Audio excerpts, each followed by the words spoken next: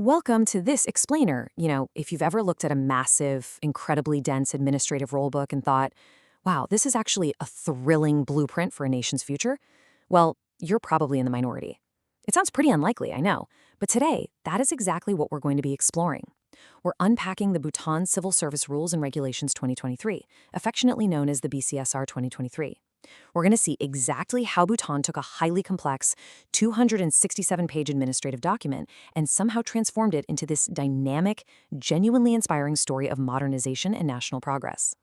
To really get why this matters so much, we have to look back at where it all started. On December 17, 2020, His Majesty the King issued a royal cachot, a royal edict, on civil service reform, and the message was just incredibly powerful and clear. He stated, "As one of the most important institutions of our state, there is an urgent need for the civil service to re-examine itself so that it is able to shoulder the responsibilities bestowed by the Constitution and meet the hopes and aspirations placed by our government and people." So this wasn't just, a call for a few minor HR tweaks. It was a massive mandate to fundamentally restructure the civil service for the 21st century. The stakes were set absolutely high. Okay, let's dive right into this. Here is our roadmap for today. First, we'll cover a vision for the future. Then, writing the new rules. Next up is empowering merit and performance, followed by flexibility, welfare, and efficiency. And finally, we'll wrap up with the leaders of tomorrow. All right, Section 1, A Vision for the Future, Anchoring the 21st Century's Civil Service. Before we get into the actual nuts and bolts of the human resource changes and the specific administrative policies, we really need to grasp the high-level, philosophical goals driving this entire overhaul. The Royal Civil Service Commission, or RCSC, took His Majesty's vision and translated it into 4 highly targeted strategic outcomes. First, enhanced leadership, developing world-class strategic leaders. Second, strengthened governance systems that actively promote meritocracy and accountability. Third, a robust structure instituted to embed a real change-ready culture.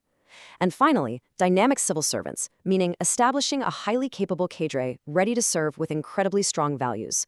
Basically, everything we are about to discuss flows directly from these 4 pillars. And to make this dynamic vision a reality, the very first thing they did was literally trim the fat.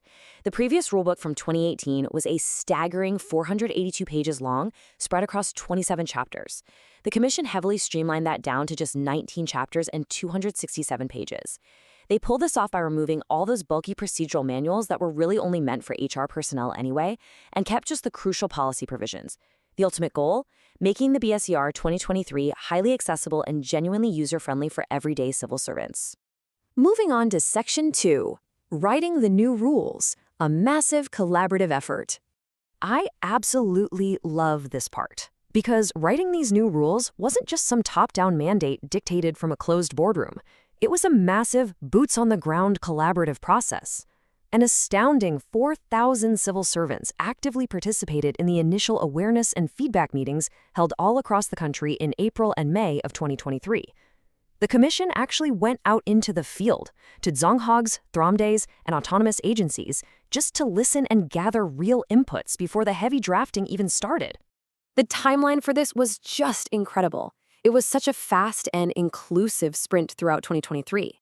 By June, they already had a 0 draft.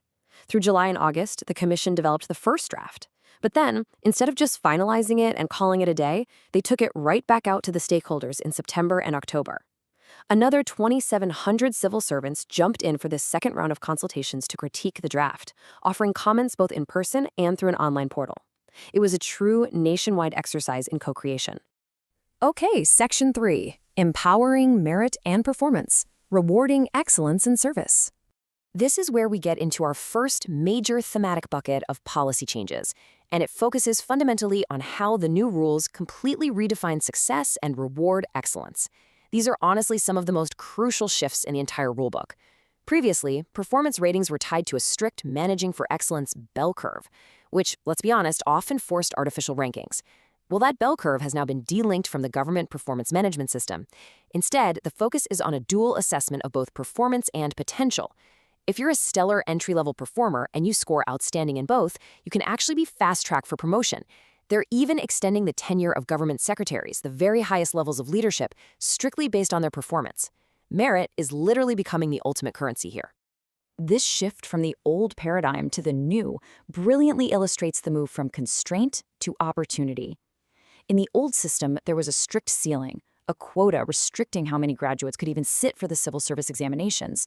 The new rules, they completely remove that quota for both preliminary and main examinations.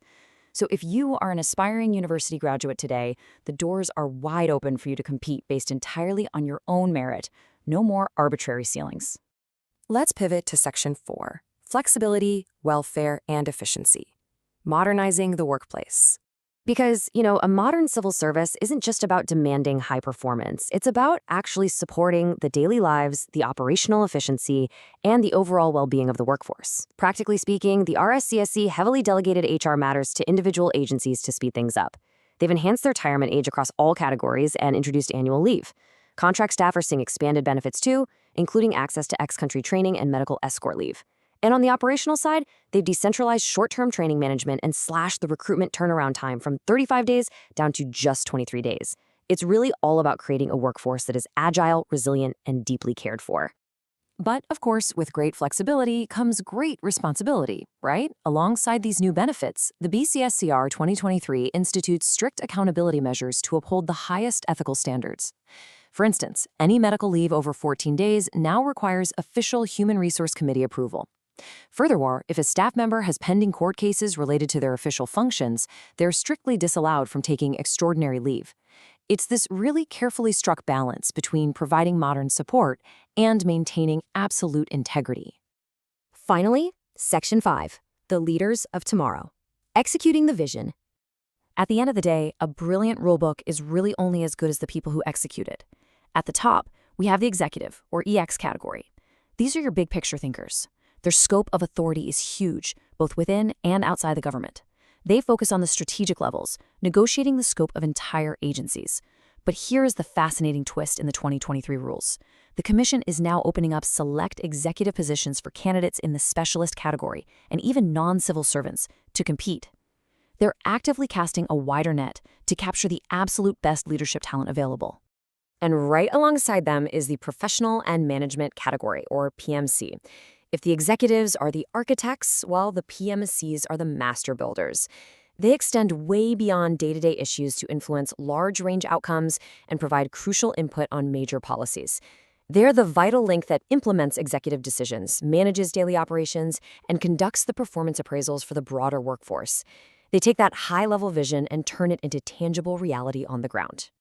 Ultimately, this entire endeavor is a profound pledge. Every civil servant is urged to become fluent with these new rules, ensuring every single action is executed in line with the BCSR 2023, without fear, favor, or prejudice. This whole document is so much more than just a set of HR policies. It's a deep commitment to serve the king, country, and people to the very best of their ability. So, I want to leave you with this final provocative thought. We've seen how Bhutan has radically modernized its administrative backbone today. How do you think this leaner, more dynamic, and fiercely merit-based civil service will ultimately help secure Bhutan's overarching national goals of prosperity, people, and progress?